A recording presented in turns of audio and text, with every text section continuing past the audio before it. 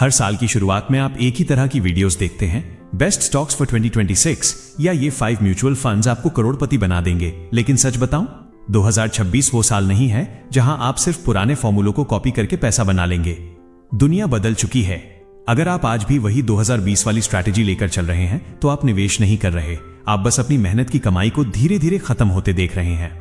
आज इस वीडियो में मैं आपको वो घिसी पिटी सलाह नहीं दूंगा कि सिप शुरू कर दो या इमरजेंसी फंड बना लो, वो तो आपको पता ही है।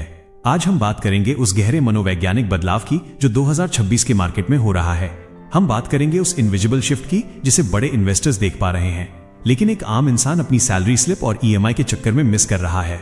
अगले 10 मिनट में मैं आपके पैसे देखने के नजरिए को जड़ से हिलाने वाला हूं। सोचिए, 2022 में जो चीज 100 रुपए की थी, आज 2026 में उसकी कीमत क्या है और क्या आपकी इन्वेस्टमेंट की वैल्यू उस रफ्तार से बढ़ी? असल में हम में से ज्यादातर लोग मनी इल्यूजन के शिकार हैं।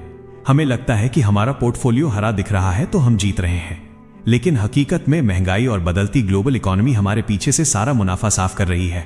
2026 में निवेश करने का मतलब सिर्फ रिटर्न कमाना नहीं है, बल्कि अपनी परचेजिंग पावर को बचाना है।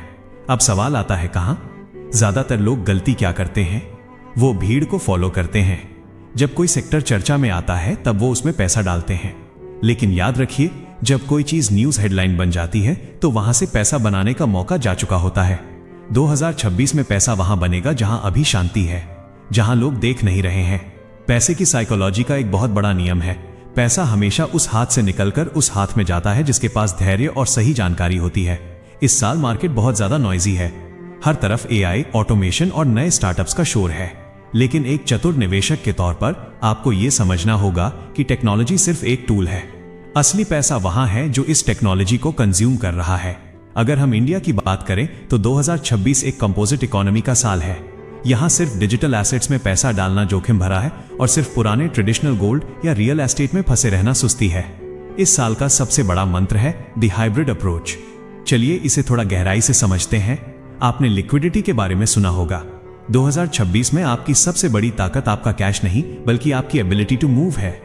मार्केट में उतार चढ़ाव इतने तेज होंगे कि जो निवेशक एक ही जगह अपनी पूरी जमा पूंजी लॉक कर देगा वो पछताएगा। इसलिए इस साल आपका पहला निवेश फ्लेक्सिबिलिटी में होना चाहिए। इसका मतलब क्या है? इसका मतलब है ऐसी एसेट्स जो न सिर्फ बढ़े बल्कि जरूरत पड़ने पर आपके हाथ में हो। यहां इंडेक्स फंड्स और लार्ज कैप फंड्स की भूमिका बदल गई है।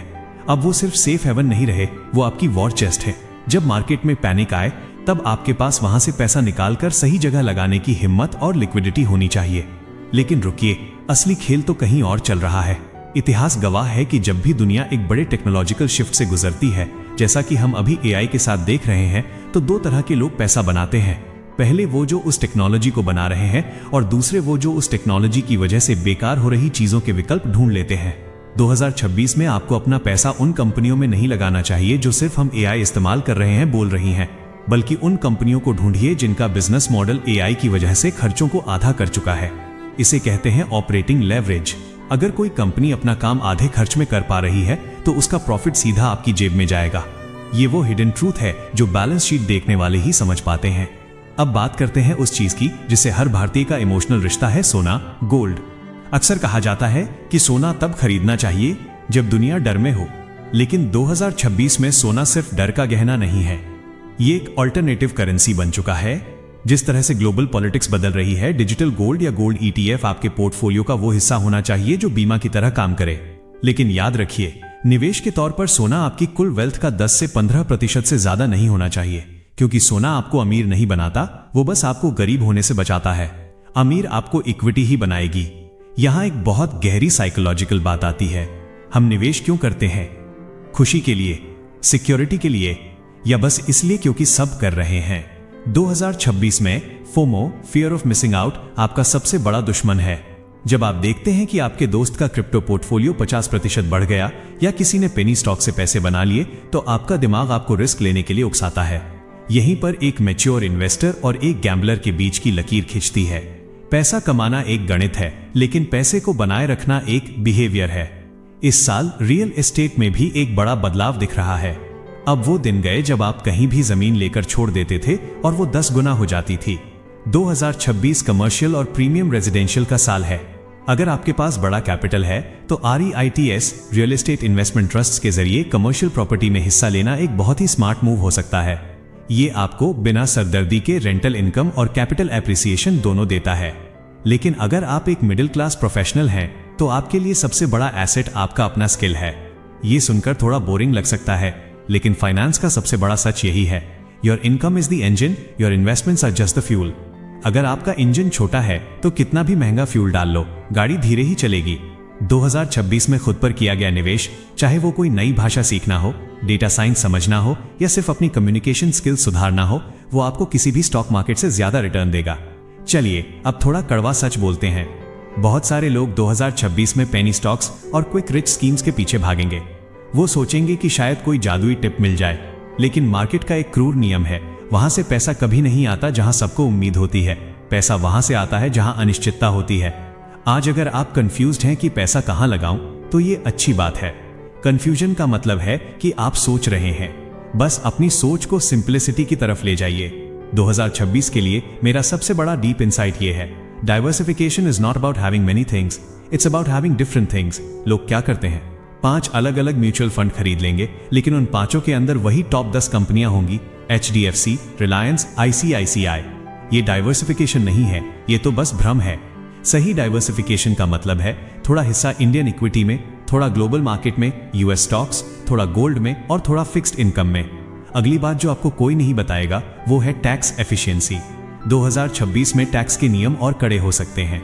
आप कितना कमाते हैं, इससे ज्यादा जरूरी यह है कि आप कितना बचा पाते हैं। अपने निवेश को इस तरह प्लान करें कि टैक्स का बोझ कम से कम हो। इंडेक्स फंड्स का लॉन्ग टर्म होल्डिंग पीरियड इसमें आपकी बहुत मदद कर सकता है। जैसे जैसे हम इस वीडियो के अंत की ओर बढ़ रहे हैं, मैं चाहता हूं कि आप एक पल के लिए आंखें बंद करें और सोचें, आपका पैसा आपके लिए क्या है? क्या वो सिर्फ बैंक अकाउंट में बढ़ता हुआ एक नंबर है, या वो आपकी आजादी का टिकट है? 2026 में निवेश करने का सबसे सही तरीका सेल्फ अवेयरनेस है।